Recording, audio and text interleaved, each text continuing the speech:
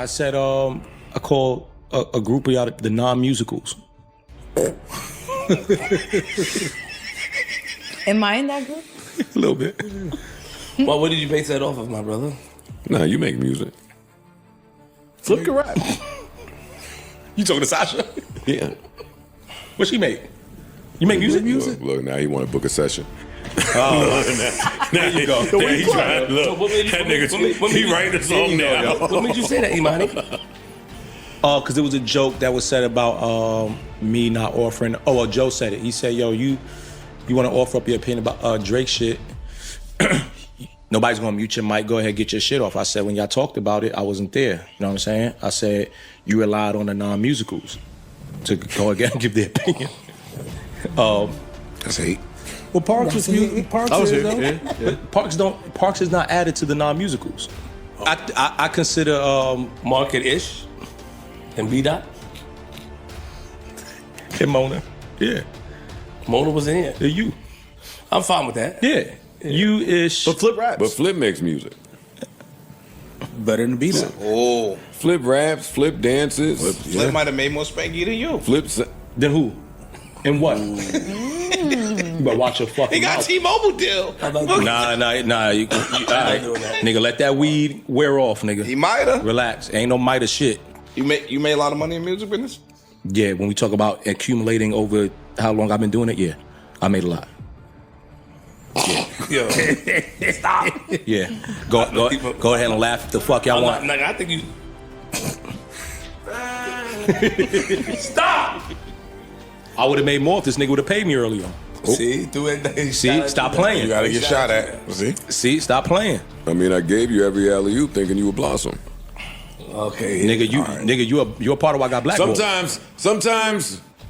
But you think you helped? Sometimes you go by. Let me just get this off. Sometimes you go by BB Let me just shoot you real quick. Sometimes you go by BB guns and you just want to test them out. You really think you shooting the clouds. But every so often. Oh, he think that was fly. BB's never gonna reach a cloud. Yeah, he You thinks see a bird just fall and you hear it fall out of the sky. I mean, you could try to help somebody, but if they can't fly. You think you was more of a hindrance or help? I don't think. Which wait, hold on. Which one you think you did more?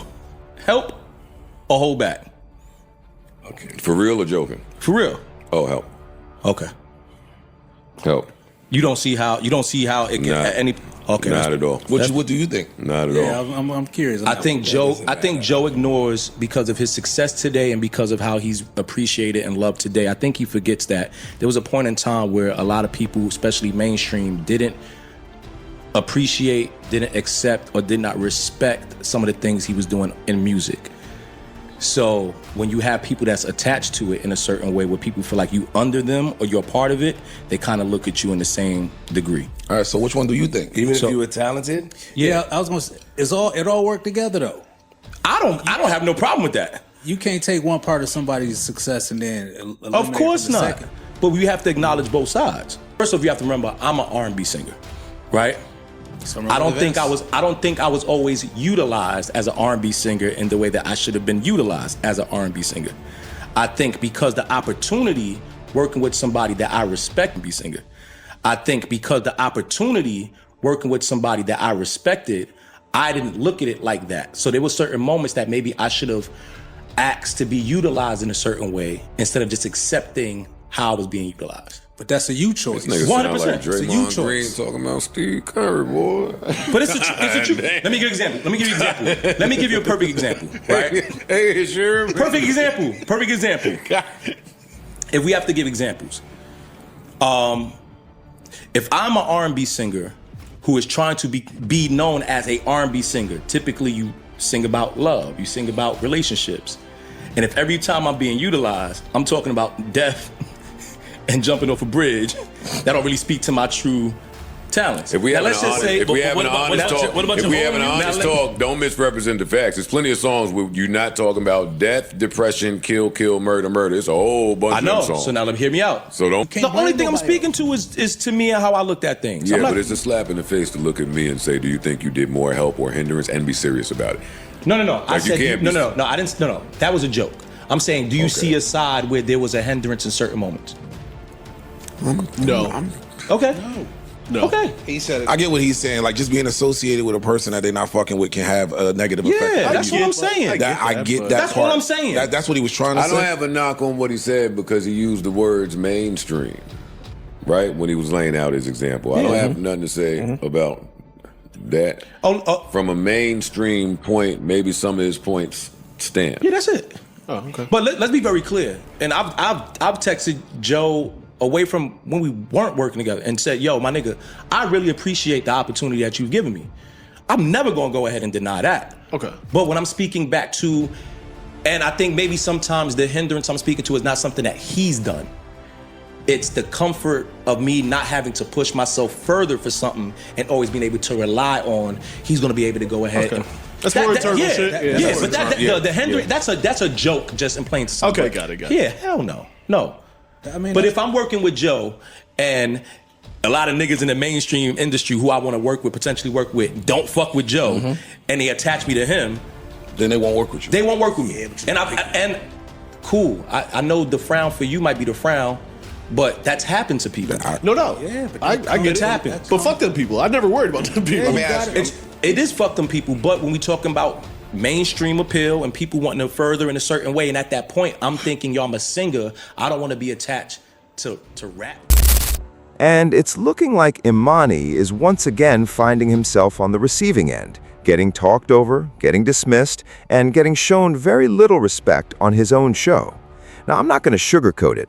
Here's how this whole thing started. Emanny, somewhat quietly, began pushing back against his co-hosts after they covered Drake's latest album in a way that didn't sit right with him. The majority of the cast came away genuinely enjoying the project, and, according to Emanny, that enjoyment came without much critical pushback, no real challenge to the work, no counter-argument worth noting. And honestly, that part I can understand where he's coming from. But if you didn't catch exactly what Emanny said in the moment, here it is. Oh, this shit ain't it. I'm sorry. I don't think Anna was rapping on there. I think he could have done three album shit with any project since Views. He could have done it. With their amount of songs. And now, granted, he never dropped 40 at once. Yeah. You know what I'm saying? The most he's done was like 20, 22.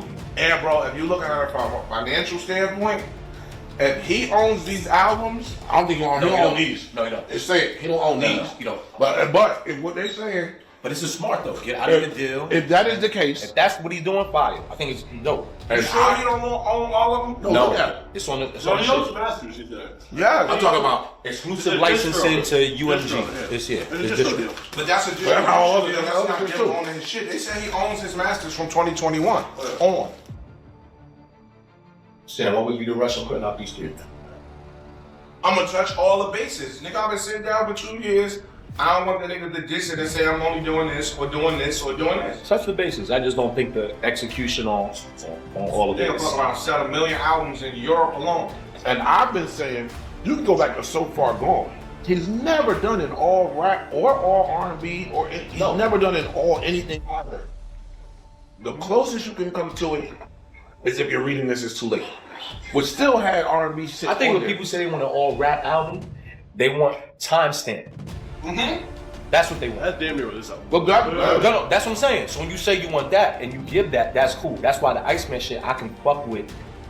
Outside of the That's certain why- skips or just the go overs, there's certain records in there I'm 100% gonna go back to. I get it. It's I still get it. business, bro. Like, it's I still get it. business to be conducted. I get it. Great. I'm just talking about the music aspect. We can talk No, about bro. the whole shit in totality. Cool. If I'm just talking about the music, but I would have liked this. But if I'm in the music business, but if I'm in the music business, I can't just talk about. Can we the just music. talk about the Just as a fan? music? Yeah. Yeah, but that's what we doing. That's what y'all did all that. I want to talk about just how we like the music. Yeah, but you don't like what everybody else likes. The music that Emanny would have wanted to hear might have been on one That's album. not true. I don't mind hearing all of this. I just don't want to be smacked with it all at one time. We That's don't it. have to. Take your time and go back. This shit is still out. Listen to the album you want. Listen, and when you want to listen to it, Yeah, listen, man. you have control over that, my nigga. You don't gotta listen to all of this shit right now. Not when you're asked your opinion and asking to go ahead and have We an did a opinion. review on it. already. We want to ask yours. No, that's not trying. No, stop. I didn't mean it that way. I'm saying the review was done. Ice. The difference is I have my own platform too. Get one. Call Harry. No, Yeah. I don't. See that little slick shot you threw? It wasn't a shot. Yeah, I don't nigga, throw shot. My review, nigga. Fuck my review, nigga. Yeah, fuck your review. That's my point. I got a platform to go ahead and give my review. Go review and it. I would Stop much talking rather about it. give my review. No, you asked me a question about it. I didn't You came ask over you here talking about it while you got your headphones on. I didn't ask you anything. Nobody care about none of this shit y'all talking about. I'm talking about what I want to talk about when it comes to the music. So, naturally, being Joe Budden, he catches wind of what Emanny said, watches it back, and decides to bring it up on the pod. And not in a gentle way either. That's exactly the clip you saw at the top of this video. And I'm not going to sugarcoat it. Joe came in swinging. He was openly disrespectful. He basically told Emanny straight to his face, I put you on. I gave you the platform. I threw you the alley-oop, and you didn't do anything with it. Your career went nowhere despite everything I handed you. That's a brutal thing to say to someone who has been riding with you for years. But here's the thing. Emanny actually fired back with a point that carries real weight. Because back in those days, Joe Budden was not a beloved figure in the industry. People genuinely did not rock with him. This was the same Joe who publicly went at Wu-Tang, claiming he deserved a higher ranking than Method Man, and then got clowned even harder after the incident where he was punched. Then came the Love and Hip Hop era. Roughly from 2005 to 2015, Joe was not someone the culture was embracing. He was known as the guy in the jean vest, the guy who chased Drake fans down the street. He was a completely different person from who he presents himself as today. So Emanny's point lands. He was there when nobody else wanted to be. He stuck with Joe through the wilderness years, through the public embarrassments, through the periods when associating with Joe Budden was more of a liability than an opportunity. That kind of loyalty deserves acknowledgement, and instead, it gets thrown back in his face as evidence of failure. And that's what makes this genuinely uncomfortable to watch. Because if Emanny had distanced himself from Joe during those years and built his own lane independently, there's a real argument that his career trajectory looks very different today. He has actual talent. His earlier records had moments, tracks that genuinely worked for their time.